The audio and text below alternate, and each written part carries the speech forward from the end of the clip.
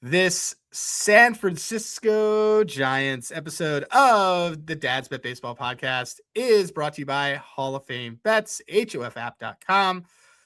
We use Hall of Fame Bets for everything. We have been using it lately to crush on first half totals for college. I've been killing on NBA and pretending that I'm an NBA savant. But one of the better things that I love doing with it is using it with baseball because there's no offseason on Hall of Fame Bets. You can use code DADS to get 50% off the first month, 7-day free trial. It works extraordinarily well with handigraphs. It works extraordinarily well with everything else using, and it's really a solid stop for every single metric that you could think of. One of the things that I like doing with it is going in and finding someone like maybe Harrison Bader and seeing how he performs against top 15% or top 25% pitching. I can do that in Hall of Fame Bets. It's one of my favorite things. We will talk about Harrison Bader a little bit on this episode. But again, Hall of Fame Bets, sponsor the show, friend of the pod. Really excited about them. And we actually use the product. So you're hearing us talk about it. We actually use it. If you use it, you will find yourself able to follow along for the entire season in a very easy way. So Hall of Fame Bets, HOFapp.com.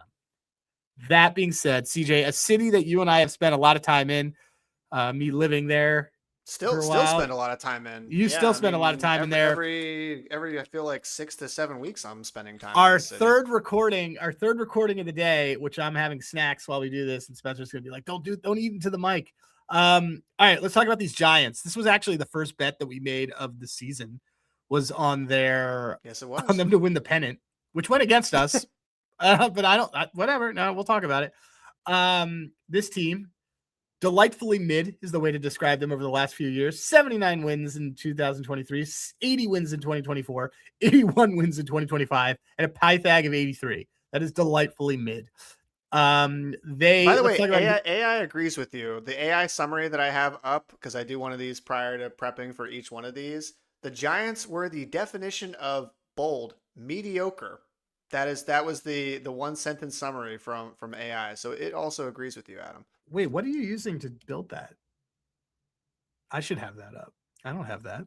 That's awesome. We'll talk about it offline. Okay, that's awesome. Is that Game Center? Is that no, totally separate. Let's talk about who's coming and going on this team. This is a team that Reed and I like because we think that keep wanting to say Buster Olney, but Buster Posey is a buyer, as we saw with the Devers trade last year, that you and I were right on and everyone else was wrong about, in that it would help out the Red Sox and the Giants would not make the playoffs. But we still do like him this year. We'll talk about it. Harrison Bader, who's a career 1.2 WAR player, is on the team. Oh my God. Luis Arraez, who everyone is more down on than you and I. Tyler Mahle, who pitched extraordinarily well. Adrian Hauser, who is basically Tyler Mahle without a fastball. Some guy named Sam Hentges, who I don't know. Jason Foley, Will Brennan, perennial guardian and AAA standout. Guys who are gone, I don't really care. Justin Verlander, who I started a rumor last year was only pitching because his marriage was falling apart. That's not true, but he's still pitching. And he didn't get his first win of the season until August 1st, so I don't really care. And Andrew Knitzer, he's obviously from Pittsburgh. He is on the Mariners now. He's a Knitzer. Oh, yeah. He's a Knitzer. Yeah. So, look, this team, 81 is their win total. Nothing has moved. Actually, it went up a little bit after you and I bet it, but because we are pretty high on this team, we can get into it. So, CJ, let's kick it off. What do you remember about this team last year? I just want to point out that Harrison Bader was 4th on the Phillies in WRC Plus last season, and this man is 2nd projected for WRC Plus heading into the Giants this year. So you can take that 1 to 2 WAR and shove it. It's how I cope with my exes leaving. It's just I say shit about them on their way out. Yeah, Adolis Garcia with his 90 WRC Plus. Well, we'll get there. I'm really fine replacement. Whatever, dude. Anyway, I'm very high Adolis on Garcia, who is what, 1 for like 16 in spring training right now. Is he really? I digress. He's been pretty bad.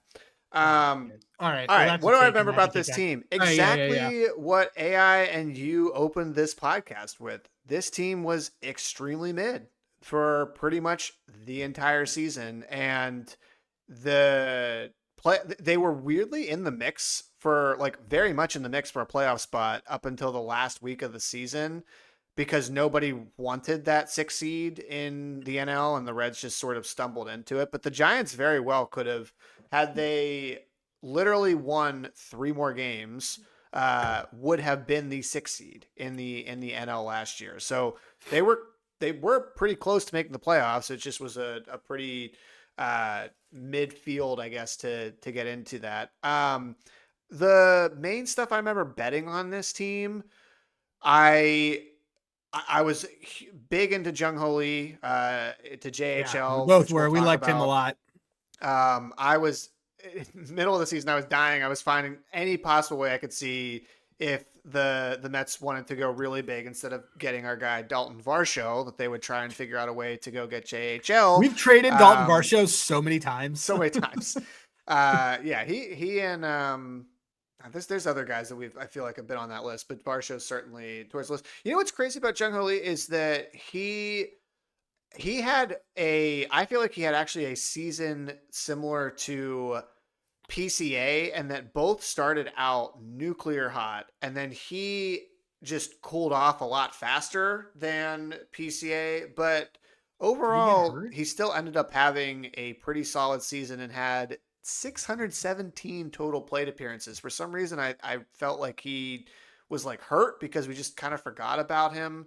But the biggest thing with him is that he just hits a ton of ground balls, almost a 47% ground ball rate, which that's something that he's got to figure out and be able to put together. But I think for the most part, this team was like good enough to be fine. But they, pitching wise, never really had anything besides Webb that you could get super excited about.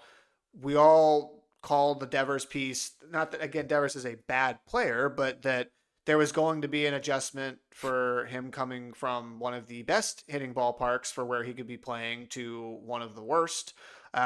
So, all that being said, though, even with a guy like Devers, and again, I know that this is part, inflated the fact that he did play the first, 2.5 months in Boston. This guy still hit a 227 ISO with an 851 OPS and a 504 expected. He was slug. perfectly fine there. He was great. Like, I think there's a perception that this was sort of a bust for Posey after the first year, and I would push back on that. I think he was putting up a typical Devers, type of season, and I think that's another reason why I know you as well, and you can talk a little bit more about this, but like I look at the lineup and adding some of the additions they have within Arraez, within Bader, having Adames, which by the way, Adames had probably a career sort of worst or he had an atrocious year. Awful season. It's actually amazing to me that he actually finished as a 108 WRC plus to kind of end the season. I thought it would have been way worse than that. Yeah, I agree. I mean, the guy hit 225 with a 26% K rate, but yeah, there's regression candidates I see all around on this team. You still have Matt Chapman, and I just think from a lineup standpoint, like this team should make quite a bit of contact and should be able to score a lot of runs. Yeah, they also we didn't mention this, but they have a new coach that is Tony Vitello. They took right from the college, so worked out for Mr. Pat Murphy over there in Milwaukee. Yep. So I think that's really important for everyone to note. They also have what is considered I'm just pulling him up because I never remember his name. But Justin McCage is considered like top 2 in terms of pitching coaches in the league, along with Caleb Cotham from the Phillies. That is not just something I'm making up. People say that, like people actually do say this. But yeah, I mean, look, the fact that Verlander didn't have a win until August and that team still finished at 500 is kind of crazy to me. The Trevor Mahle, I think, was a low key, really cool signing for them because he apparently has a real big chip on his shoulder from not being re-signed by the Rangers. He said, he was coming back a lot last year, obviously from injury, but he just kind of alluded that he's going to remember that, and I like that. But to the point about Devers, so you and I talked about like this team. You texted me when like Luis Arraez got signed by this team. You made a comment. You said this team's now got an identity. It's starting to get an identity. It's starting to get guys that they value that are on base. Like I can see this, and you texted me that, and I thought that was really insightful. And then you and I went ahead and immediately bet Rafael Devers at 30-1 for RBI leader. And part of that is that we think we are banking on whether it's Ramos or whether it's Jung or whether it's Arraez up at the top, you're going to have a lot of these on base percentage guys. And like you said, he quietly had 110 RBIs last year. I don't think anybody knew that he had 110 RBIs last year. Yeah. He was perfectly fine. Like he's part of a group that had like a 200 ISO, 25 home runs, high WRC plus, like above 130 and a high BABIP. Like if guys are on base, he's going to be able to knock them in. I think he's going to take really high advantage of some of those alleys there. I like Rafael Devers this year. I like this team. And I think that what we talk about all the time with teams is that Buster Posey is going to buy if they need to, and they need to make another move. This team had like everybody on this team had a down year last year. Like Matt Chapman comes up in my home run fade filter because he should have been infinitely worse. He missed like a month and a half. He told everybody he was like, not sure if he was coming back to baseball, and he still almost hit our home run total he came back and he mashed a whole bunch and he's like, I'm done.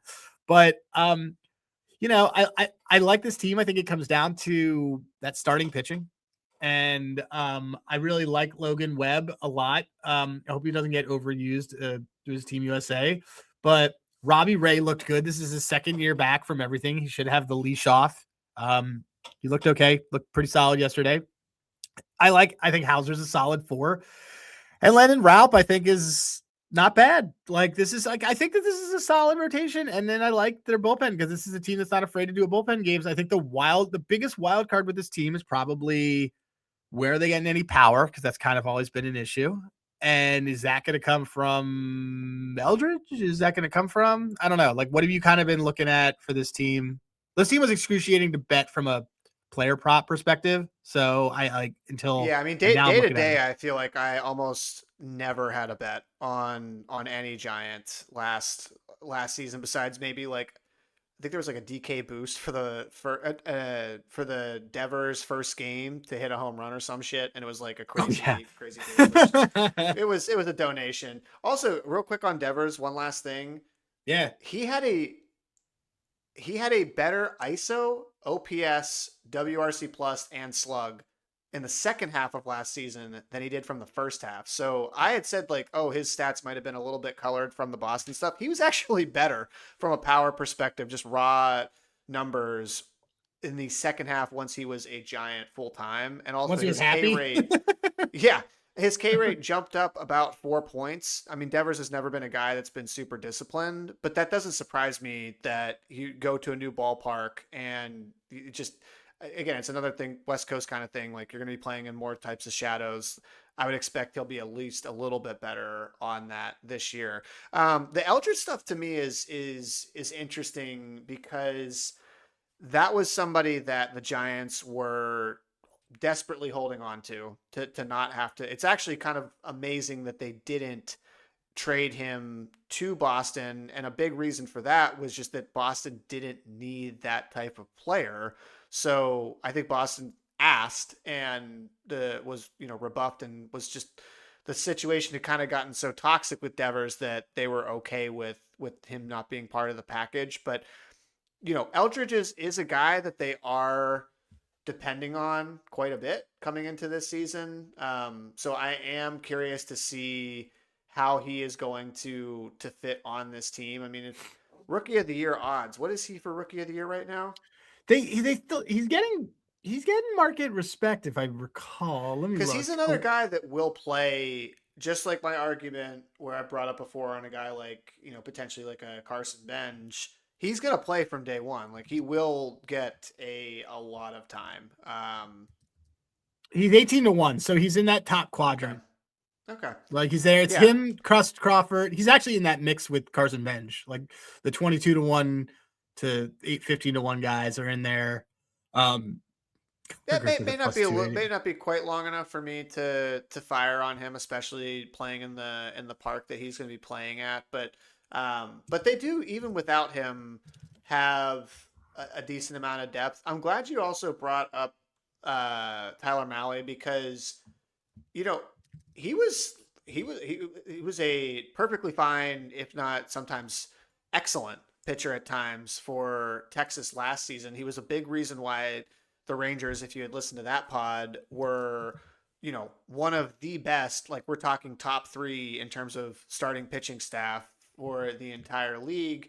And he's also a guy that, in my opinion, at least for somebody who you would expect with his kind of caliber, and he's not like a, top tier end starter, he's got 4 pitches with positive run value, including a split finger in his cutter and his 4-seam fastball as well.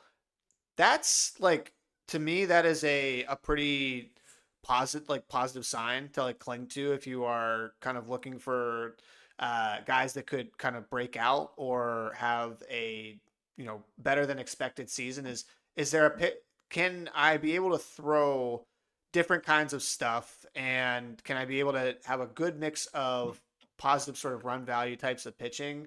And I think he is certainly going to be on that list. I'm surprised. My one thing is I am surprised that there was not more interest in Framber, and I wonder if that was just kind of going to my earlier point in text with you, is like maybe they just sort of like the vibe and the guys that they have on this team, so they weren't as desperate to shake those things up. Would have loved to have seen CJ Abrams on this team, who they also aggressively tried to get within a trade. And that also is interesting, at least a little bit to me, because like, what is Eldridge's role if Abrams comes in? So if like Eldridge is supposed to be your guy, and then they're going also to try and get another infielder with you have Willie too, and then you have Willie and you have Chapman. Yeah, you gave Chapman an extension. It's just that was a little, again, like you and I think are both very pro CJ Abrams guys. Like I like going after him as an asset, but I didn't really understand the fit and where that kind of fell in place. So, but overall, like I agree with you. Like I think that this pitching, Hauser was excellent for the first half of last season too. He kind of got forgotten when he weirdly got in that trade to the Rays. So I like a lot of guys on this pitching staff. They've got a clear number one. Maybe the one big concern, as I'm kind of pulling up on Handigraphs here, would be, what does that bullpen look like? I was about to say middle relief is a little bit of an issue for me. Yeah, like if you're looking just straight up from if we're just looking at FIP and expected FIP, they were fine last year. They were probably actually above average in that category, but as far as like what does that pen look like coming into this year? That part I'm still a little bit curious. Like who is the guy that is going to, like, is it Rodriguez who is probably Rodriguez or Walker, I would imagine, right? Yeah. I mean, like I was looking like at some of their guys, because remember everyone was really high on Hayden Birdsong. He's had a terrible spring, and it like turns out that he's actually not good. He's probably not good at all, but he's another, want to talk about StatCast hero. He's got that. By the way, Bryce Eldridge mashing the ball in spring, 3 for 12, and he's just killing it. Adolis Garcia, by the way, 0 Ks in spring, as much as you want to. Oh my God. Okay. Just so you know. But no, I think that the middle relief is a thing for this team, but I think that it's important that you noted the whole vibes thing for them, because Posey was on these vibes Giants teams. These Giants teams that won, there were no superstars on those teams. And they've sort of always kept it that way. And I mean, who's the player besides Buster Posey, if you were trying to go Brandon Crawford, 3 World Series, right? I'd say Brandon Crawford. I wouldn't even call him a superstar. Bumgarner. okay, Brandon Crawford, and I was obviously I would have said you knew Lincecum. Like from a starting pitching side, they were more memorable because you had like Yeah, Lincecum, you had Matt Cain. Bumgarner, Matt Cain. But from a hitting side, like I mean, I just for some reason I like really remember Pablo Sandoval being Yeah, like yeah. Well, a yeah. I big mean, it was key just part of vibes, that team. guys. Like Yeah. it just wasn't a team that had like they've never had a player besides Bonds that was a and Bonds had to take a lot of extracurricular medicine in order to be able to be the type of slugger in that ballpark. So yeah, they just have never had that. So like it's Devers. I mean, Devers is the greatest sort of quote power hitter that they've probably had in 15, 20 years, and this team still won 3 World Series in that I span. don't know. It was a wild time to live there too, because you couldn't really. Well, Pat Burrell was on one of those teams, by the way. Hunter Pence. It was like those kind of Hunter guys. I Pence, think that yeah. the as I'm looking at this team now, I just want to see it from I last also year. like, by the way, if you're watching this on YouTube, that I don't even have any Giants on the handicrafts section. I'm just looking up Adolis Garcia's stats so I can just give Adam more reasons why he sucked in spring training. um, whatever. His stuff from last year looks great. So his stuff from last year deceptively is good. Anyway, the Giants. The last 3 weeks of the season, did they do anything on their? I'm trying to see what they're. Yeah, the last 3 weeks of the season, they like stopped. They actually, wow, they were really hot the last 3 weeks of the season. I was not prepared for this. The last 3 weeks of the season, they had the 10th best WRC. They WRC plus of 125, a WOBA of 343, an OPS of 790, a 233 ISO, and a 17% K rate. They were in an 8% walk rate. This team was like finding itself when games I guess didn't matter. I don't know, but either way, I'm pretty high on them. And um, like I said, we have Devers for RBI leader. There's not a ton of offensive things that I want to really invest in for this team. I just don't know what that lineup's going to look like.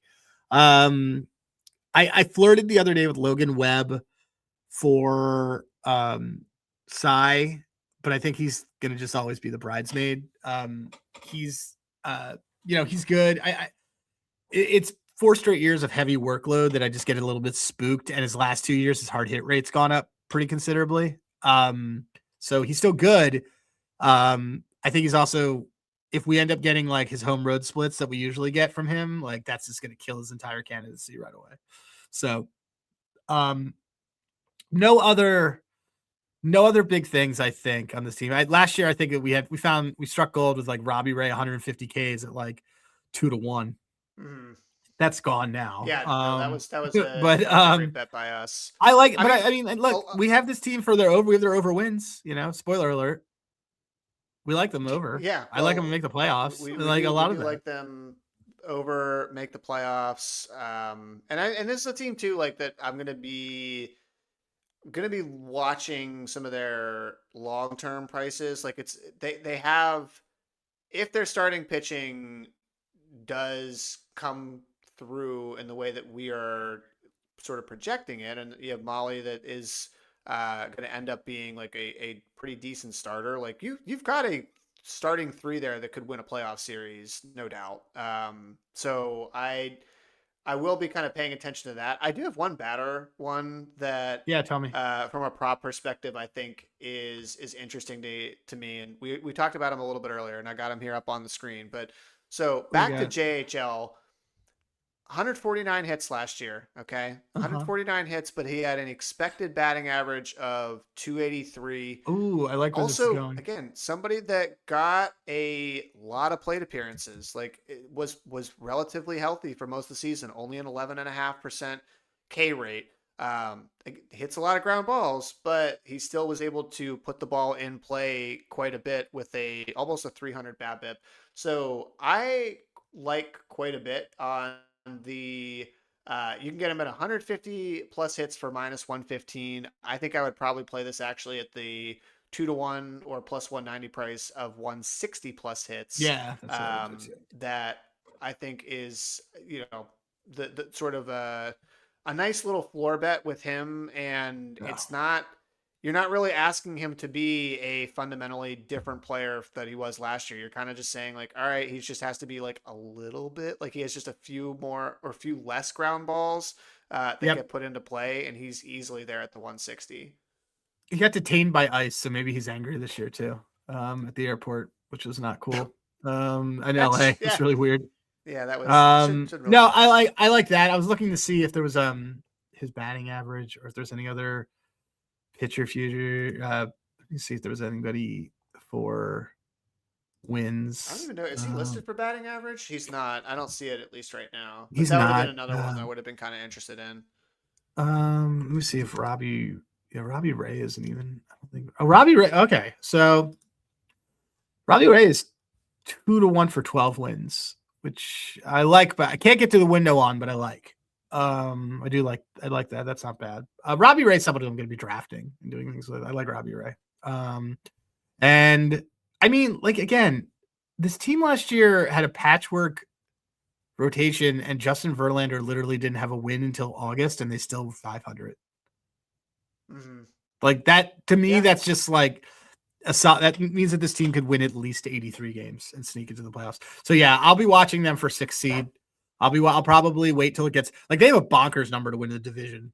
Like just like like their number to win the division, you would think they were the White Sox, who we think are awesome, but their number to it's insane. 17-1 I'm seeing right now. That's a crazy that number. Yeah, there might be even a better price at that in another book. I mean, I still I hate to be square on this, but I still think the best bet that I would go and place on this team, which we already have one on, would just be, I think 80.5 is just too low on their win total. I'm with you there on, I think this is at least a 84 to 85 type of win team. I mean, the band stuff, which we like talking about on some of these previews. You love that bands. The win bands are not, I don't think it's as like good of a price as like what we talked about when we had the Pirates preview. Like for 85 plus wins, you're getting them at plus 175. Not super interested in that. 90 plus, you can get them at 5-1. What about the head-to-head? Is there any good head-to-heads for them? So the head-to-heads, I looked at that one too, and it's the Guardians. Cool DK did. It was the Guardians, and I am no fucking way am I playing. Not a chance. Well, the other one, you see what the other one is the Rays and like what are we doing here? No, this is somebody at DraftKings was like, you know what? Let me just put out the two teams that probably are going to be the least likely to take any money on the Giants, and it would be those two. So I don't hate this. I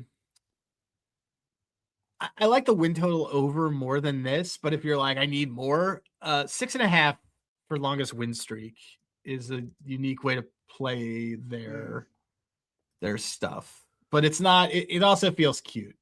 That's not.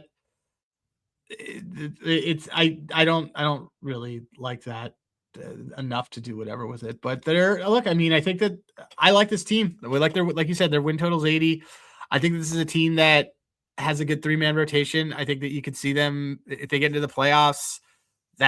If they get in the playoffs and they host a playoff game, that place is crazy loud, and that's not. It is absolutely. There's a home field advantage there. I definitely will be betting some Mahle day-to-day stuff though. Like I do. I think Mahle low key was like their best was like really good signing. I agree. You're not really seeing any like season long futures with him at this point, but from a day-to-day perspective, like I will be looking at Mahle. I will be I mean Devers is super public, so you're still probably not going to get great prices on him, but I mean, we love playing like the team total bases market. Hey, when he plays Garrett Cole, when Garrett Cole comes back and then the Yankees play them, that'll be it. That's true. We'll just send a big old Devers text to Colby, but yeah, I think I'd be looking at like more of like team hits, team total bases, those kind of things for day to day with this team. But I like this team, man. We're gonna have good out of the gate. The market's gonna be too low on this team for team totals. Whoop, my AirPod just came out. Hang on, where is it? We're This is what happens. only 2.5 hours into. So that happens when we record at 11 o'clock. Exactly. No, we're gonna have a low team total hits, which is, by the way, a stat that you can look up on Hall of Fame Bets. Another reason we love that platform. So yeah, I like that. Okay. Total. Okay. Bets that you have at all for this team as we wrap this up. What are any things that you have? Just the Devers RBI and then Devers RBI. I'm going to play that JHL 160 plus hits at the plus 190. And then I think that's just the kind of the win total there of 80.5. Those are all bets that I am and the pennant pretty good about. Yeah, and the pennant. Yes, and the pennant. And of course, yes. Which we will probably rebuy again later this season when it's even longer. Yes. But we have paper. You probably will. If the Dodgers, especially if the Dodgers like start out hot, you're gonna. Oh yeah, I'm absolutely gonna get some stupid prices on the Giants. On like everybody, yeah. To go along. We could just hedge the entire NL. Literally anybody. But even more so on teams in that division. And I think you and I are both a little bit lower on the Padres. So the Giants would be the team that I'd be looking in season for more of that value. Cool. All right, yeah. Both of us over on the win total. Cool. Over. Cool. All right. This was the San Francisco Giants preview episode. This brought to you by Hall of Fame Bets, HOFapp.com. Use code DADS. We will be back again soon. Probably as soon as you get through all the episodes recorded tonight, we'll be back with more. We have a loaded week of recording next week, but if you're listening to this after we've recorded them, I can't tell you about time. It's a construct. But stick around through our list, whether it's Apple, whether it's Spotify. Leave comments, by the way. Leave comments. Tell your friends. Subscribe. We're putting in a lot of effort for this, so it'd be really nice if you even wrote the word poop underneath one of our things. You can do that on Spotify. They allow you to do that. So just give 5 stars when you write that too. Or 5 stars too. You can do that too. That's an easier way of doing it. But anyway, 5 stars. This has been Dad's Bet Baseball, and we continue to march on through these MLB team previews.